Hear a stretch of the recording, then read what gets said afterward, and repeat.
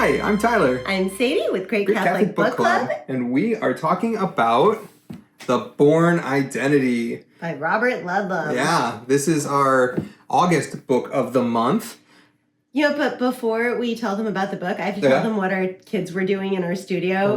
So before we started filming, we set everything up. And our two daughters decided that they were going to play filming. Mm-hmm. So the older one was standing at the back, and she was doing this, like she was, videoing. And the younger one sat in this chair, and she sat here and said, "Hi, I'm Mommy's daughter, and I'm here to tell you about everything that's Catholic.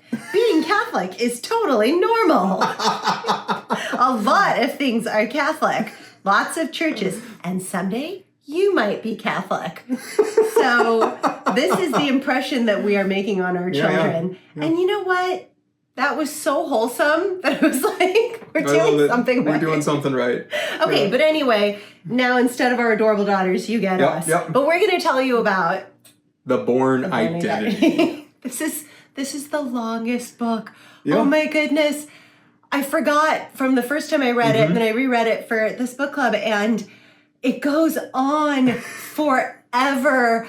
But then you told me about the abridged version. Right. The audio version. I couldn't find the unabridged audiobook. It's apparently not available in the United States anymore. Probably because it'd be like 50 hours long. Right. Yeah. So I got the abridged one. It's only 2 hours long, which is just like a tiny fraction of this. And when she and I then compared notes, we realized the abridged cut the whole story. You said it was just the exposition. It was it cut everything but just the facts of what happened and specific things that were said to further the story along. And then I was like, you know what? As much as I complained about how long this book is, I would hate the abridged version because it made me realize what Ludlum was actually trying to do. It wasn't necessarily about what was going on in the story so much as he was trying to explain the world through Jason Bourne's mind. What is actually going on in his head, this man who has no idea who he is, and the specific details of the story were less important. So it's interesting because it's a spy thriller, but the thing that was more important is the psychological portrait that he's painting of this person. So then the real story becomes what's going on in Jason Bourne's head as he's fragmenting, as he's trying to pull himself together, as he's trying to figure out what his identity and who he is internally. And so then all of the action, all of the spy plot points just kind of become background to that. Yeah, even though it is an espionage thriller, it's not really as important. It's how he's reacting to the things that he's going through that really matter. And I really enjoyed the fact that this was so much about Jason Bourne trying to experience the world, which is both familiar and completely alien at the same time. And so, so getting into identity, the next point, that made me realize in the beginning of the novel, and this is another reason why the novel had to be so long, because in the beginning, he wakes up, he has no idea who he is. He's clearly not okay with things, but he's stable. Yeah. Right? But once he goes on this path of trying to figure out who he is and he's following clues, he starts getting all this information from the world, from other people about who he is, and it's all negative, and that's when he starts falling apart psychologically. Yeah. Yep. So then you see him going from kind of veering wildly between being very bewildered, very confused, very sort of vertigo-induced dialogue of everything that's going on with him. Right. And then he'll suddenly go into cold, super calculated, super focused. His assassin instincts are on. And you see this worsening as the novel goes on because he keeps getting information about himself that's negative. Yep. And it made me realize that's exactly what's happening in our world today to us is here we are, we wake up, we don't know our identity, we don't remember that we're children of God. And because of original sin, we have that disconnect with the Lord and with who we really are. And so then the world starts telling us who we are.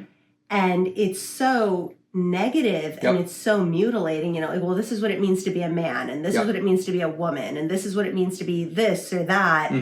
And you get so much of the bad news of the world shared with you that in the end it starts to mutilate you.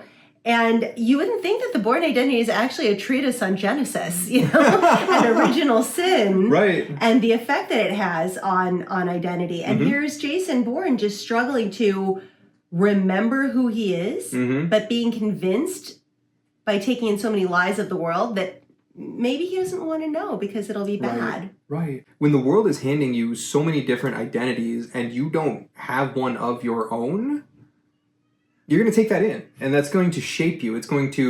You're going to become one of those identities. You will have an identity, and somebody's going to hand it to you, but it's a matter of who. Who do you go to for that? If you go to the world and let them tell you who you are, it's going to be bad. But if you go to Jesus Christ and let the Lord tell you who, he's going to give you the honest truth about who you were made to be. And that's a really good thing. And praise the Lord for the people in our lives that can point us to our true identity in Jesus Christ. Yep. Because that's exactly what Marie did for him. Yep. Excellent segue. The third thing we want to talk about is Marie. Now, when I read this book, I don't even know, in my early 20s, I was really into the action, the gunplay, the espionage. I could not have told you the name of the female character. That was not an important thing. But now reading it again, in my 40s, I have a beautiful wife. I have children. The relationship means more to me than it did then. And I did not expect to find such a beautiful Christian relationship in the Bourne Identity. Yeah. She's actually, okay, so we were talking about how Marie's role in this book would fail both the feminist test and the red pill manosphere test. Because you said, what was the thing, the Bechdel test? The Bechdel test? I can't remember exactly what it's called, but the idea is it's from movies. If a female character is on screen for X amount of time and has a scene where she has dialogue with another woman has dialogue with someone who is not a man and is not about a man, then then that film passes the Bechdel test or something. So it's supposed to be some feminine measure of equality and equal representation. The woman's identity, the female character's character is not supposed to be relationally wrapped up in a male character. Right. That's how you know that it's a real character or something. Well, Marie's character does not pass that because she does not. Her entire identity, it's not, she's of course her own person. She has her own identity. But her entire character exists to support and love and nurture and join into, become relationally in union with Jason Bourne's character. Right. And she is a fully formed character in her own right. And that whole character is for the purpose of being a helpmate to Jason Bourne. He could not have done any of the things he does after meeting her without her. Well, that's the other part of it, where you get into the refutation of the red pill and manosphere stuff. Because the red pill is always telling men, don't get married, it does nothing good for you, blah, blah, blah.